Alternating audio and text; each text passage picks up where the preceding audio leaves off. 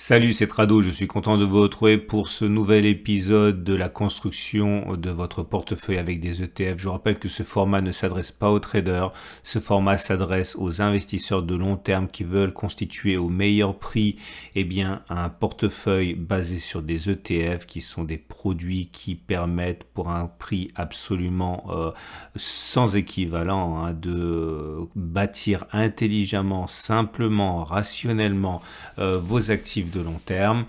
Je vous rappelle que cela repose sur des éléments multiples. Le premier, c'est que on a ici une stratégie de type cœur satellite, c'est-à-dire pour les plus novices d'entre vous, on achète quelque chose de central qui va faire le cœur ou le corps en anglais de votre portefeuille.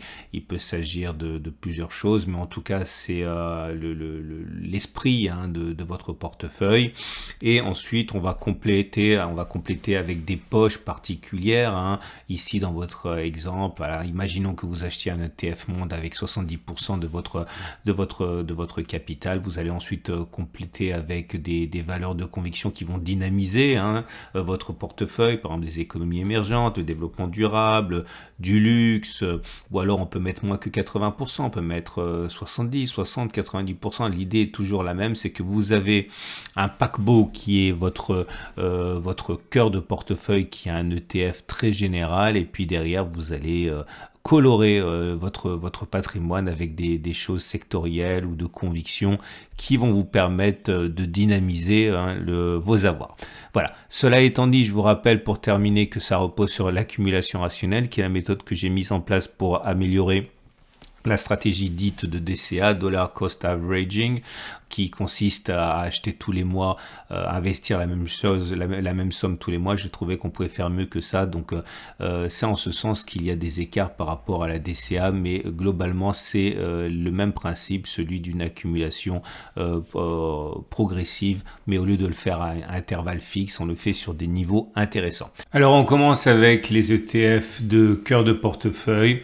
J'en profite pour vous rappeler deux choses. La première, c'est que si vous avez un autre ETF que celui que j'évoque actuellement, ça m'a déjà été dit plusieurs reprises, il ne faut pas que vous dramatisiez, parce que généralement les ETF qui traduisent les mêmes benchmarks ont la même forme, c'est-à-dire que si vous avez un autre ETF qui est spécialisé sur les 23 pays développés, il va avoir généralement la même physionomie. Il suffit de globalement reprendre les zones de support et de les calquer sur votre ETF, et vous aurez des zones d'accumulation rationnelle très proches à mon avis. Ensuite, c'est valable pour tout ce que je vais dire après cette précision. Si vous ne savez pas dans quoi est investi votre ETF, il faut absolument que vous alliez voir la notice technique, c'est important. Si vous ne savez pas où trouver la notice technique de votre ETF, si vous ne savez pas dans quoi l'ETF en question investit, dans quelles entreprises il s'expose, vous avez tout qui est regroupé sur mon site. Il y a un lien en dessous de la vidéo pour aller directement sur la liste, et dans cette liste vous allez pouvoir cliquer et voir le contenu des ETF que je mentionne. En tout cas, premier ETF monde, le fameux 23 pays développés, donc il n'y a pas de pays émergents là-dedans, c'est un faux ETF monde. On n'est plus en zone d'accumulation rationnelle, on l'a été ici à 402-409, depuis on a rebondi de manière significative au point de nous retrouver après 9% au contact de la zone de résistance des 440-430. On n'est plus en zone d'accumulation rationnelle, ça il faut vraiment le comprendre. Deuxième ETF monde, c'est celui qui représente à la fois les pays développés et 23 pays émergents. En l'occurrence ici, c'est celui de SPDR. Et là non plus, nous ne sommes plus en zone d'accumulation rationnelle. On l'a été à 167, 171. Si on y retourne, tout naturellement, on sera en zone d'accumulation rationnelle. Mais maintenant, on est plus en zone de résistance, donc une zone où il ne faut pas acheter en fait qu'autre chose. Si vous achetez maintenant, vous vous exposez à un retracement. La progression nous amène très proche des records. On n'y est pas vraiment, mais ce qu'il faut retenir surtout, c'est que le rebond est en cours et on est en zone de résistance à présent. Un iShares qui est lui spécialisé dans les économies développées émergentes, mais également les mid-caps, les capitalisations moyennes. Même physionomie, la zone d'accumulation rationnelle c'est 63-61, maintenant on est sur une résistance, donc typiquement une zone où il ne faut pas acheter en ce sens qu'on est plus soumis à un reflux qu'à un autre moment. Et c'est le cas également pour le Vanguard Lifestyle qui reprend des actions, des obligations, des bons du trésor, des mid-cap, etc. Le rebond a été significatif depuis la zone d'accumulation rationnelle des 25,6, 25,2. On en est à plus 6%. Et là aussi, naturellement, on est venu au contact d'une résistance. Attention aux achats sur les niveaux actuels. Si vous voulez fabriquer un portefeuille cœur avec cet ETF qui reprend le monde mais sans les États-Unis, et bien là aussi on a rebondi, on n'est pas en zone d'accumulation rationnelle. La zone d'accumulation rationnelle c'était 47,3, 45,3 et on s'approche comme pour les autres ETF de la zone de résistance. Ici on est dessus, donc attention, c'est plus le moment vraiment d'acheter. Encore une fois, ça c'est pour ceux qui veulent compléter avec un ETF de type SP500. Eurostoxx 600, l'Eurostoxx 600, donc les 600 mastodontes européens, pareil, gros rebond depuis la zone d'accumulation rationnelle des 434-422 pour l'indice Eurostoxx 600, c'est à 8%, quasiment 9%. Et là aussi, sans surprise, on est sur une zone de résistance. Cette zone n'a pas été facile à passer les précédentes fois. Il y a fort à parier pour qu'elle ne soit pas non plus facile à passer cette fois-ci. C'est l'indice des 600 capitalisations européennes, et pour l'indice ramassé, regroupé, dense des 50 plus grandes entreprises européennes, c'est pareil, on est sur zone de résistance à 45,00, 43,40, on n'est pas en zone d'accumulation rationnelle. Je parlais du SP500 tout à l'heure, j'en reparle maintenant, donc les 500 grandes entreprises, ça c'est pour ceux qui voudraient effectivement utiliser ça avec un ETF monde 100 US. On n'est plus sur zone d'accumulation rationnelle, on l'a été ici. Depuis les 41,50, 40,50, c'était quand qu'on en a parlé? C'était en octobre. L'indice a pris 12%. C'est très rapide. Je ne pense pas que ce soit encore une fois une zone intéressante pour acheter. Il fallait acheter à 4050, 41,50. Maintenant, il faut attendre que l'on revienne sur une zone d'accumulation rationnelle. Le Nasdaq, pour ceux qui seraient tentés de mettre l'indice des valeurs technologiques en portefeuille, c'est pareil. Le rebond a été très violent. On est sur des niveaux qui sont très, très hauts. Depuis octobre, on a pris quasiment 15%. Et on est sur une résistance mensuelle, et c'est à 775-820, c'est la zone qui nous a bloqué ici. Donc, c'est plus le moment d'acheter. Il faut attendre que ça consolide un petit peu. Et dernier ETF cœur de portefeuille pour ceux qui voudraient mettre du CAC 40. Même rengaine, le rebond a été important depuis octobre, on a pris 8%, on n'est plus sur zone d'accumulation rationnelle, au contraire, on arrive sur une zone de résistance ici, et acheter maintenant vous expose à un risque que vous devez absolument connaître. On va donc passer aux ETF satellites, les ETF de conviction. Alors exceptionnellement, je vais passer en revue tous les ETF que je suis. Parce qu'il y en a vraiment très peu qui sont en zone d'accumulation, et deux, parce que vous m'envoyez de plus en plus de mails me demandant si tel ou tel ETF est en zone d'accumulation. Donc je vous invite à regarder attentivement, parce que vous allez sans doute voir celui qui vous intéresse, et on reviendra dès la semaine prochaine à un format plus ramassé où je ne parle que des ETF qui sont en zone d'accumulation. Un ETF technologie de l'information et de l'internet, on n'est pas en zone d'accumulation, 60-63.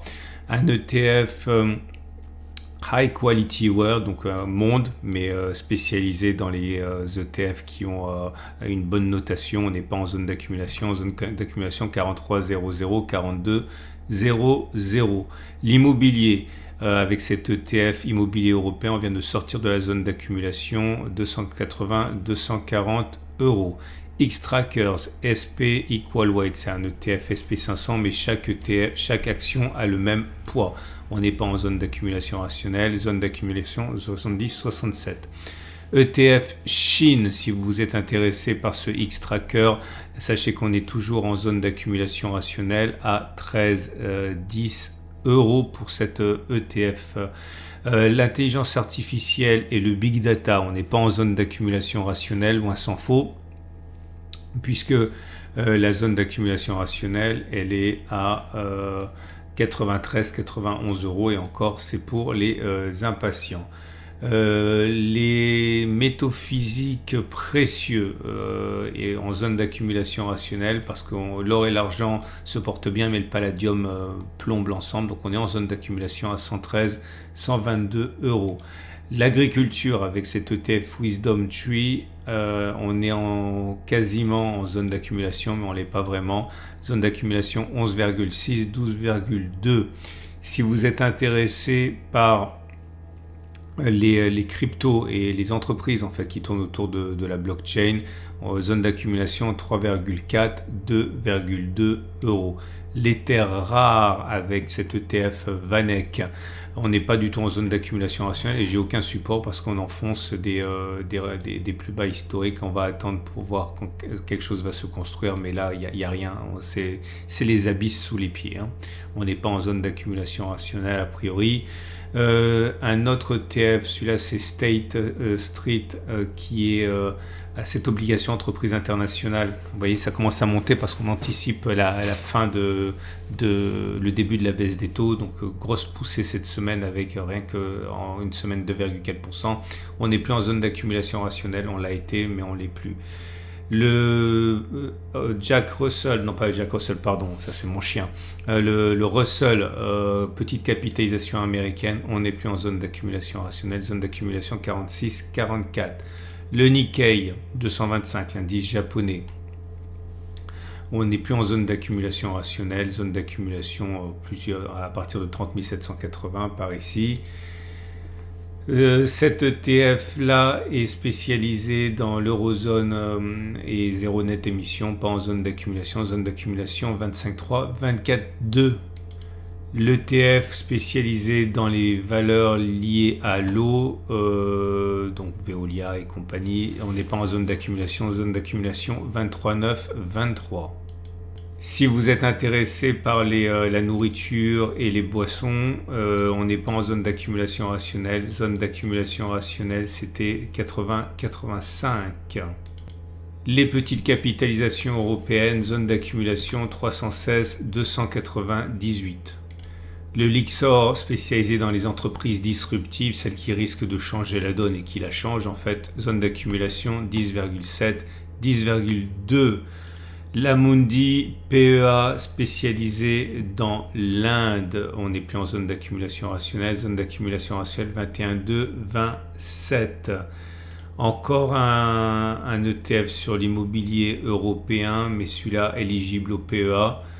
On n'est pas en zone d'accumulation rationnelle, on le saurait à 10,196. On l'a passé tellement dessus que ceux qui sont intéressés ont déjà, à mon avis, largement eu le temps de se servir pendant les soldes. Un ETF Europe et sur les accords de climat, les accords du climat de Paris, 24,7, 24 pour la zone d'accumulation rationnelle. Si vous êtes intéressé par les titres de dette du gouvernement, les bons du trésor, etc., liés à l'inflation d'ailleurs,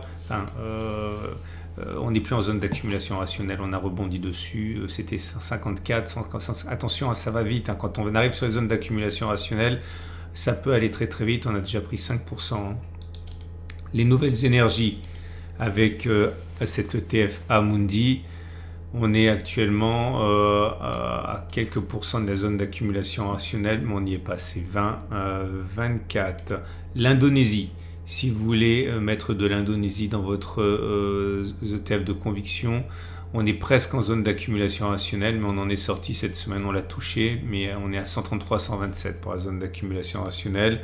Le secteur de la santé, mais mondial, on n'est plus en zone d'accumulation rationnelle, zone d'accumulation 424, 416. Je le répète simplement, n'oubliez pas que pour retrouver le contenu de ces ETF, vous avez tout qui est regroupé sur mon site, lien en dessous de la vidéo. La Chine en zone d'accumulation rationnelle à 77,4, 70. Vous avez un ETF iShares ici qui lui est spécialisé dans les petites capitalisations mondiales. On est quasiment en zone d'accumulation rationnelle, 5,9, 5,4 euros. Le Japon avec cet ETF iShares n'est plus en zone d'accumulation rationnelle. C'est ouais, on va dire à 4%, mais on est à 42-44 pour la zone d'accumulation. Tout ce qui tourne autour de la sylviculture et des forêts. On n'est plus en zone d'accumulation, et la zone d'accumulation c'est 22-23. Vous voyez, il n'y a vraiment plus grand chose en zone d'accumulation rationnelle, hein. Il faut vraiment éviter de trop tergiverser si on est intéressé. Les véhicules électriques, 6,26, 6 euros pour la zone d'accumulation rationnelle. Cette iShares MSCI grande et petite capitalisation de la zone euro. Zone d'accumulation rationnelle 140, 147, on a bondi depuis la zone d'accumulation. iShares, sécurité informatique et Internet, on est sur des records, on n'est pas du tout sur zone d'accumulation. iShares, robotique et automatisation, on n'est pas en zone d'accumulation rationnelle, on était il y a 5 semaines, 9,8, 9,5. L'industrie des semi-conducteurs, on était en zone d'accumulation à 4,8, 4,6, on ne l'est plus. Vous avez ici un ETF qui est spécialisé, non c'est le DAX en fait, pour ceux qui voudraient mettre de l'Allemagne dans leur portefeuille, on n'est pas en zone d'accumulation rationnelle. Le BNP SP500, pareil, non, on l'a vu tout à l'heure, celui-là, on n'est pas en zone d'accumulation rationnelle. L'hydrogène, si vous croyez au secteur de l'hydrogène, on est en train de rebondir, mais on n'est plus en zone d'accumulation rationnelle, c'était 8,5, 8,3. Le PEA, enfin OPEA, les économies émergentes, on est en zone d'accumulation rationnelle à 20, 5, 17, 9. Pareil, PEA, économie émergente, mais spécialisée dans la zone asiatique, on est en zone d'accumulation rationnelle avec les 21, 2, 18, 9. Le PEA est émergent, mais Amérique latine, on n'est plus en zone d'accumulation rationnelle, c'est 21, 20. L'immobilier, un autre, celui-là c'est un Amundi qui n'est plus en zone d'accumulation rationnelle, 51, 53. Un ETF spécialisé dans les valeurs distribuant des hauts dividendes. Et j'ai pas marqué, mais c'est pas grave, ça s'appelle, je vous le mets ici, c'est 18M2. Ok, on n'est pas en zone d'accumulation rationnelle, zone d'accumulation 133, 139. Un ETF spécialisé dans le climat, enfin plutôt dans le changement climatique. On n'est plus en zone d'accumulation rationnelle, zone d'accumulation 317, 368. Si vous voulez un iShares qui se spécialise dans le vieillissement de la population, on n'est plus en zone d'accumulation rationnelle, on l'était il y a 3 semaines, c'est 5,7, 5,5. E-sports et gaming, un ETF VanEck qui n'est plus en zone d'accumulation rationnelle, on l'était il y a 4 semaines, c'est 30,4, 28,5. Le luxe avec cette Amundi qui n'est plus en zone d'accumulation rationnelle, bien au contraire, on arrive sur une résistance. Zone d'accumulation rationnelle 75, 72. On a pour terminer quasiment je crois cet ETF Amundi Bloomberg consacré aux matières premières mais pas l'agriculture, donc les métaux, les minéraux, etc. Enfin tout ce qui est commodities mais pas l'agriculture. On est quasiment en zone d'accumulation rationnelle à 22, 21, 4. Ça y est, on en a terminé avec ce format très très long. La prochaine fois ce sera plus court parce que je ne parle que des zones d'accumulation. S'il y a des ETF qui vous intéressent, pensez à marquer les zones d'accumulation rationnelle. Vous pouvez regarder la vidéo à nouveau, comme ça vous saurez. Moi j'en reparlerai, mais uniquement quand on sera sur la zone d'accumulation. Et si vous voulez savoir où on en est par rapport à ces zones, eh bien retenez bien cette vidéo aussi et le passage et marquez les zones qui pourraient vous intéresser. Et pour les contenus, toujours pareil, sur mon site vous retrouverez tout ça. Voilà. Je vous souhaite une excellente journée. Je vous remercie pour votre fidélité. Si vous voulez passer des ordres et acheter ces ETF, vous les trouverez avec mon partenaire Trade Republic, le leader du genre en Europe. C'est un géant allemand. Vous avez la garantie de la BaFin, c'est comme l'AMF mais c'est allemand. C'est extrêmement sérieux. Plus d'1 million de clients. Bref, lien en dessous de la vidéo pour découvrir tous les ETF qu'il vous propose. À la semaine prochaine pour la mise à jour.